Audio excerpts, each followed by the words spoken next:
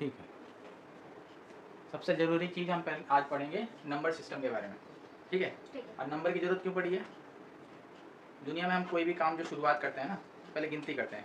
चाहे बच्चा शुरुआत करे तो क्या सीखता है, 1 2, क्योंकि अगर हम मान लो कोई भी सामान लेके आते हैं तो पहले सीखेंगे कि भैया कितना लाए, 1 लाए, 2 लाए, 3 लाए। थोड़े और बड़े होते हैं तो अलग अलग तरह के नंबर देखते हैं, हम सीखते हैं इवन नंबर, ऑड नंबर। तो इसी तरह से नंबर के बारे में हमारी जानकारी क्लास दर क्लास बढ़ती चली जाती है। और नंबर की शुरुआत आप जैसे पहली क्लास से शुरू करो और आखिरी तक, जहाँ तक मैथ जाती है वहाँ तक आपको ज़रूरत पड़ती ही पड़ती है। अगर मैथ है तो नंबर है, ठीक है। तो इसमें हम नंबर सिस्टम के बारे में पढ़ेंगे। नंबर सिस्टम बेसिकली देखो दो तरह से डिवाइड किया हुआ है, एक रियल नंबर, इमेजिनरी नंबर। तो इसको इस तरह से डिटेल में जाने के बजाय हम नीचे से शुरू करते हैं, जहाँ से हम लोग सबसे पहले शुरुआत करते हैं। सबसे पहले जो हम नंबर लेते हैं या जो हमें देखते हैं या जो सबसे पहले नेचर हमें देता है, नेचर हमें क्या देता है? अगर मैं बोलूँ कि नेचर से मैं एक सेब लेने जा रहा हूँ, तो क्या नेचर हमें आधा सेब दिखाएगा पेड़ पे कि आधा सेब दिख रहा है? नहीं, वो एक सेब देगा, एक आम देगा। तो ये जितने भी नंबर हैं जैसे कि 1 2 3 4 एंड सो ऑन, ठीक है, ये जितने भी नंबर हैं जो कि पूरे हैं, ठीक है, जो कि नेचर से हमें एज इट इज़ मिले हैं, यानी नेचर में हम जब देखते हैं तो हर जिसकी पूरी की पूरी काउंटिंग हो सकती है, 1 2 3 इस तरह से, जैसे एक से गिन सकते हैं हम, ठीक है, एक घर, दो घर, इस तरह से उसको नेचुरल नंबर बोलते हैं, क्योंकि नेचुरली वो मिलते हैं हमें, समझ गए। हाँ। अब इसके अलावा फिर आता है होल नंबर। अब होल नंबर की बात करें तो क्या करें, देखो ये जब 1 2 3 शुरू होगा तो ये बोलते हैं ना कि जब तक जीरो ना हो हम नंबर सिस्टम में आगे बढ़ ही नहीं सकते, ठीक है। तो इसकी पूर्ति कब होती है, यानी ये कंप्लीट कब होगा, ठीक है। ये नेचर से तो हमें नंबर मिल गया, नेचर ने तो हमें 1 2 3 4 दे दिया। नेचर ने जब हमने बाहर देखा तो एक पेड़ दिखा, दो पेड़ दिखे, ठीक है, पूरी पूरी गिनती दिखी। फिर इंसानों ने एक नंबर और ईजाद किया जिसका नाम दिया जीरो। तो जब इस नेचुरल नंबर में, प्राकृतिक संख्याओं में जब जीरो जुड़ जाता है, यानी 0 1 2 3 4 एंड सो ऑन, तो ये बन जाता है आपका होल नंबर। नेचुरल नंबर 1 से स्टार्ट होते हैं और अंत तक जाते हैं, और होल नंबर जो है 0 से स्टार्ट होकर आगे तक चलते हैं। इस तरह से हो गया हमारा नेचुरल नंबर और होल नंबर। अब नेचुरल नंबर के भी दो हिस्से होते हैं, prime number and composite number. मालूम है क्या होते हैं प्राइम नंबर? प्राइम नंबर वो नंबर्स होते हैं जिनके दो से ज्यादा फैक्टर होते हैं। ये है, अब थोड़ा सा ध्यान से समझो। प्राइम नंबर,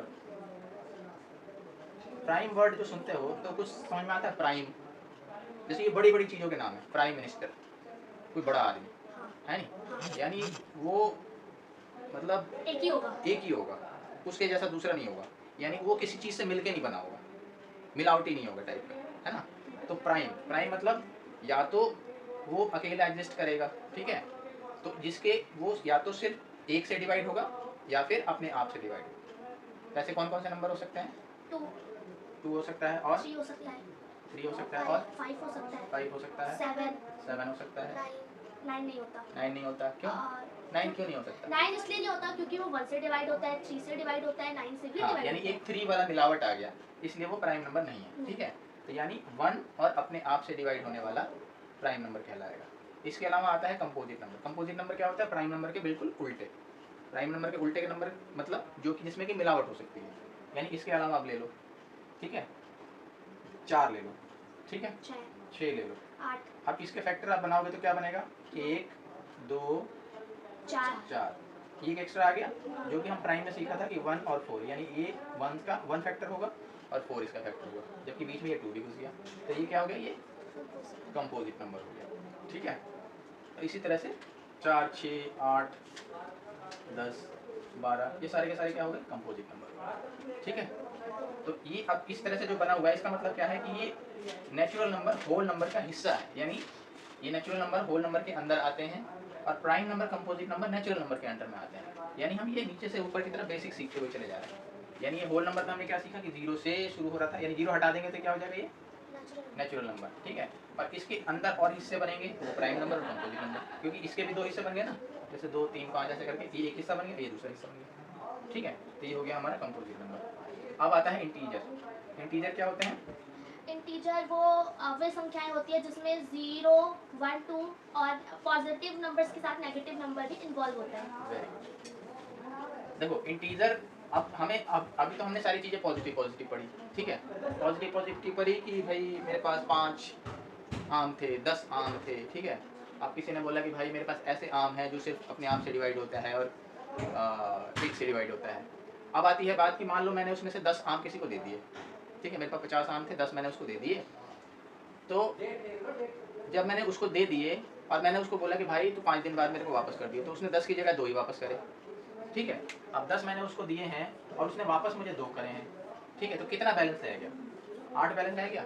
अब इसको मैं कैसे शो करूँगा? कैसे मैं ये लिखूंगा कि उसके पास मेरे 8 बचे हुए हैं? माइनस। हाँ, यानी अब इसको मैं अगर 8 खाली 8 लिखता हूँ तो मैं ये भी तो ये कह सकते हैं कि भाई 8 तू मुझे और दे, ठीक है ना। तो उसको सिंबलाइज करने के लिए, यानी उसको ये बताने के लिए कि भाई ये +8 और -8 दोनों में क्या फ़र्क है, मतलब ये हो सकता है कि मैं इसको देने के लिए रिप्रेजेंट करूँ और इसको लेने के लिए रिप्रेजेंट करूँ।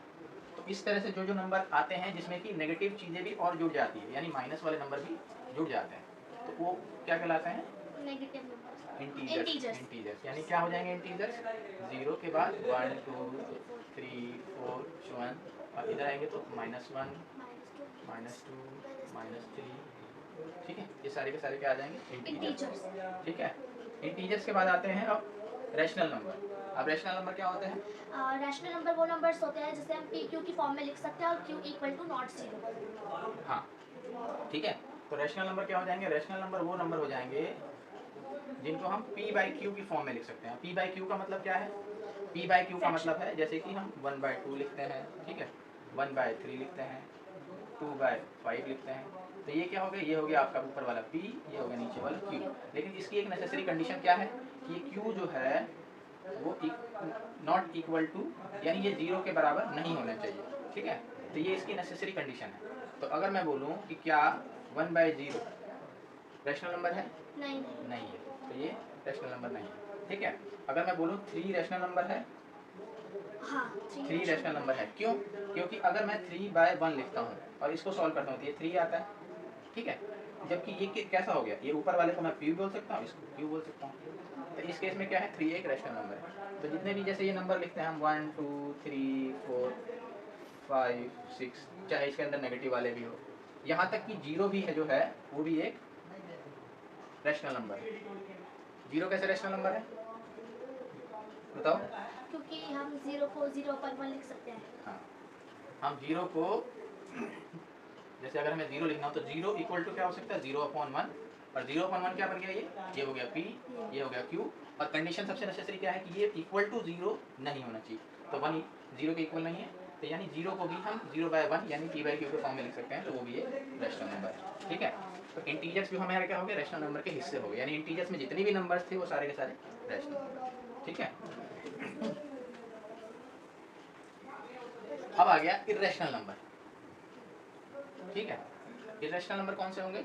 जो रैशनल नहीं है, जो रैशनल नंबर के उल्टे हैं, यानी वो नंबर जिनको p/q के फॉर्म में नहीं लिखा जा सकता, q/q के फॉर्म में नहीं लिखा जा सकता। Can not be written in the form of p/q, can not be written in the form of ये p/q, ठीक है। क्या क्या नंबर हो सकते हैं?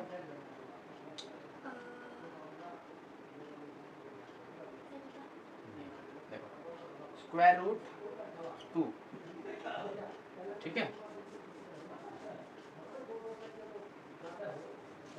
और √3। ऐसा क्यों है कि इसको नहीं लिखा जा सकता? इसको जब सॉल्व करते हैं ना तो 1.41 समथिंग समथिंग करके आता रहता है, तो इसको हम p/q के फॉर्म में नहीं लिख सकते। मतलब ये या तो ऐसा होगा जो ये चलता ही चला जाएगा। p/q के फॉर्म में लिखने के लिए इसका या तो कहीं पे टर्मिनेट होना या रिपीट होना ये जरूरी है। तो ये तो ना तो टर्मिनेट ही होते हैं और ना ही रिपीट ही होते हैं, तो ऐसे नंबर, ठीक है, रैशनल नंबर इरेशनल नंबर के फॉर्म में आते हैं। अब इसके अलावा क्या हो सकता है? पाई क्या होता है? इरेशनल नंबर है। पाई की वैल्यू अगर बोले तो क्या हो सकता है? 22/7 जो है पाई की अप्रॉक्स वैल्यू है, ये पाई की एक्चुअल वैल्यू नहीं है। अब ये कभी कभी कॉम्पिटिटिव एग्जाम में पूछा जाता है कि पाई जो है, ठीक है, इरेशनल नंबर है, पाई इरेशनल नंबर है, जबकि 22/7 रेशनल नंबर है।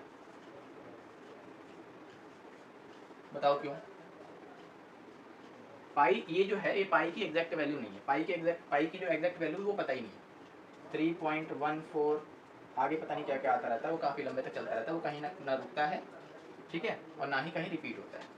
इसीलिए पाई जो है इरेशनल नंबर है, जबकि 22/7 रेशनल नंबर है, ठीक है। तो ये एक कॉन्ट्राडिक्टरी है, ध्यान रखना, ठीक है। कॉम्पिटिटिव एग्जाम वगैरह में है जो इसी तरह के उल्टे सवाल पूछे जाते हैं, जो आदमी सोचे कि ये तो ऐसा था, हमने पढ़ा था, लेकिन ये कैसे हो गया, ठीक है ना।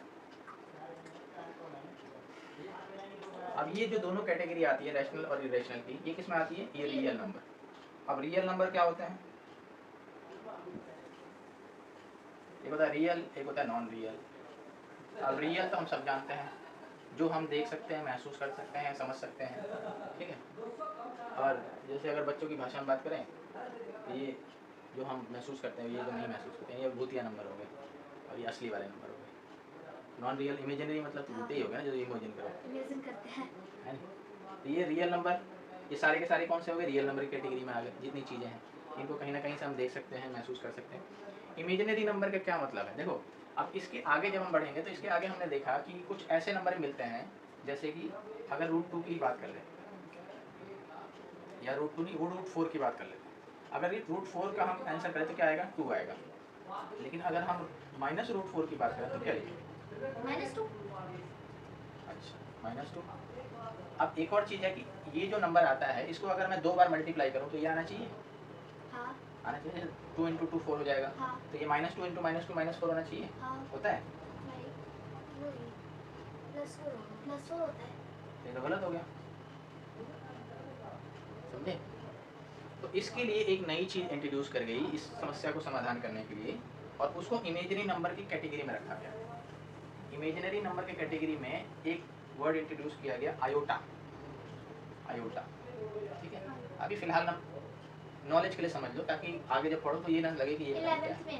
हाँ, आयोटा किस लिए यूज होता है, इमेजिनरी नंबर को रिप्रेजेंट करने के लिए होता है।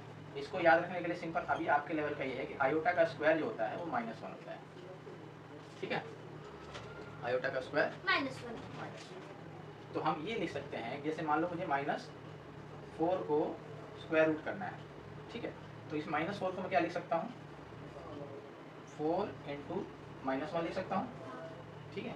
4 × -1 -4 हो गया। अब क्या है कि इसको मैं ऐसे लिख सकता हूँ, 4 × -1 क्या होता है, आयोटा स्क्वायर, ठीक है। अब इसका अगर मैं सॉल्व करूँगा तो क्या आ जाएगा, 2 आयोटा आ जाएगा, यानी -4 का जो स्क्वायर रूट है वो 2 आयोटा आ गया। आएगा समझ में। अब इसको अब वही बात फिर वापस लानी है कि इसका स्क्वायर करने पे ये आना चाहिए, तो करके देख लेते हैं। अगर मैं 2 आयोटा × 2 आयोटा करूँ तो क्या होगा, 2 × 2 = 4, और इंटू आयोटा क्या हो गया, आयोटा स्क्वायर। Iota square. और आयोटा स्क्वायर क्या होता है, -1। -1। ये क्या हो जाएगा, -1। समझ में आया? हाँ। तो ये हो गया हमारा जो आपके लेवल का नंबर सिस्टम है, वो ये सारी चीज़ें हो गई, ठीक है। अब ये आपको पूरी अच्छी तरह से समझ लेना है और याद कर लेना है।